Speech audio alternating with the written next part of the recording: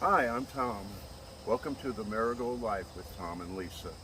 We're going to give you a short tour of our garden today. I'm here and Lisa's behind the camera and she'll be speaking in a little bit. You may not see her. So start down here, and of course we have marigolds. So this is the Marigold Life. Then we have my tomatoes. They look pretty wild and whiny, but I like them that way. A lot of people like to pluck off suckers and keep their tomatoes small and manageable. I like to just let mine grow and do a little bit of pruning now and again. And that way I feel like I get more tomatoes out of them. And kind of the proof of that is we are still eating frozen tomatoes from last year. This is just 4 plants. And if you zoom in, you can see that we have lots of tomatoes coming on the plants here. You see all the little green tomatoes there. There aren't any red ones at this time because we had a very heavy rain and the tomatoes started to split. And so I picked all the ones that were starting to turn ripe before they split open. And we let those ripen on their own. So we don't have any really ripe ones on here, or at least I don't see any. There probably are some hiding back there. But our tomatoes have always done well here, and for the 2 years we've planted them. They were over here the year before, but now this year we've got some peppers here, jalapeno peppers, and if you can look here closely, you can see we have some big, beautiful jalapenos. And next to it we have a little, this is actually a cabbage.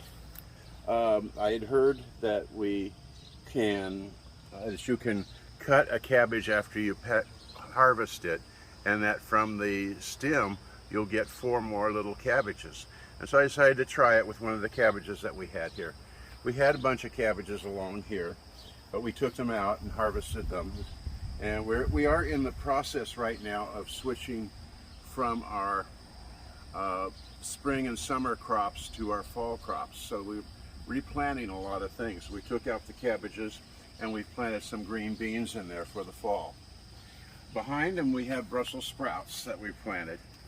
I have never grown Brussels sprouts before and didn't know a lot about it, but I realize now that you plant them in the summer and they harvest them in the fall, and these were planted very early. But we're looking at them now and we are getting little sprouts on them, little Brussels sprouts on them, and so we are hopeful that we will have a harvest of Brussels sprouts.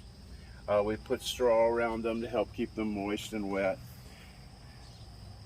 through the hot summer. We've been having a heat wave here, and that's affected a lot of our plants. So we'll move over here now to our raised gardens. This is the first year that I've done raised gardens, and I'm really happy with the results we've been getting. The reason I put these here is you might notice that we had a clothesline, and I'm using the old clothesline posts. I put wire on them, fencing wire, and I'm using those as trellises for my crops. This is our cucumbers, and you can see here we've got some really nice cucumbers. Oops, missed one. This is one we missed. It's a little bigger than I like to pick them. The chickens might get that But one. we've got some others down here, and they are really doing well. They're eating cucumbers with every meal. So those are doing beautifully, and I even actually put in another trellis behind them for them to spread onto. You can see that they're taking that one over too. We have some squash, and we actually have some kohlrabi here. They're not doing very well because they were pretty much covered by this squash all summer. And the bugs got to them. The bugs have gotten to them very badly. I've been picking them off, but you just can't keep up with them. But they are still trying, and we're going to let them go a little longer and see if they do it. This bare spot over here, we've actually planted carrots in for the fall. And we're going to be taking out their squash soon. They're hitting the end of their life, and they are still producing though. You can see we have a nice big zucchini down there. Let's see if I can find it. There he is. That I'll be picking later today. And we have some yellow squash, little yellow squashes coming along. but they're very badly attacked by stem borers. And it's really surprising. I've been expecting them to die any day, but they're still hanging on and they're still producing. But we're going to really want to get them. We're probably going to take them out in today or tomorrow, and so we can put in a fall crop there, because our window for our fall crops is really growing short. So that's our squash. We'll move down here. This is my herb garden. And to start with, we have a lot of peppers. These are cayenne peppers, and it's very strange this year that I thought it was my doing that I'm only getting these big green peppers, but I've found that everybody else in this area is getting the same thing, so I think it must be the weather. So there we got a lot of pepper plants, and because we like to make hot sauce out of it. And we're going to be making hot sauce in a few days, and you'll see that on our channel. And I have some herbs here. I have rosemary, basil, another rosemary, some thyme, chives, and sage, and those are all doing great. The chives are ready for a haircut. Chives, I'm overrun with chives. I wanted a lot of chives, and I got a lot of chives. We have some parsley, dill, and tarragon here, and they're not doing too well. We had them up by the house, and we've had such a hot spell lately, and I think that the black pots just got too hot, and they are not doing well. So we've moved them down here where they'll be shaded part of the day, and I'm hoping they'll come back and do better. This is another raised garden. This one we had green beans in from the spring, and they really produced well. We also had carrots and peas, and everything in here produced very well. But those were spring crops, and we've taken those out, and we've decided that we wanted to grow a lot of beets to can and pickle. So we've decided to do this whole thing in beets. And you can see they're coming up. There are little beets everywhere. And they're doing well. They actually sprouted a few days before I even expected them to. So they're doing very good. Like I said, our beans did great in here. Our carrots were I was impressed with the carrots we got. And we got quite a few servings of peas too. It's amazing how much you can grow in a small space. This is a pole bean that I planted. I've never grown pole beans before. I've grown bush beans, but not pole beans. And I thought, well, since I have a trellis here, I'll give them a try. I was about ready to pull this out because it's got a lot of bug-eaten leaves and stuff, and it wasn't producing. And then all of a sudden, I guess it sensed that its time was coming, and it started producing. And now we have a lot of green beans coming on here. So it's really producing well now. So it gets to stay for a while. So that's my experiment with pole beans. It is kind of nice that after we pulled out our other green beans, that was when the pole beans started to produce. So it is kind of nice because we're still getting beans, and we actually had a big batch from our pole beans the other night. So. And they were very good. And they were very good, yes. This is a little garden I put around the tree.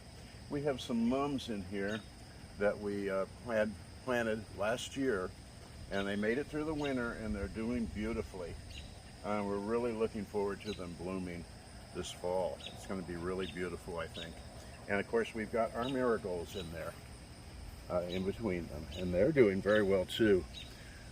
These marigolds, we got those as a gift. They were going to be thrown away, and so we planted them in here, and they're doing just beautifully.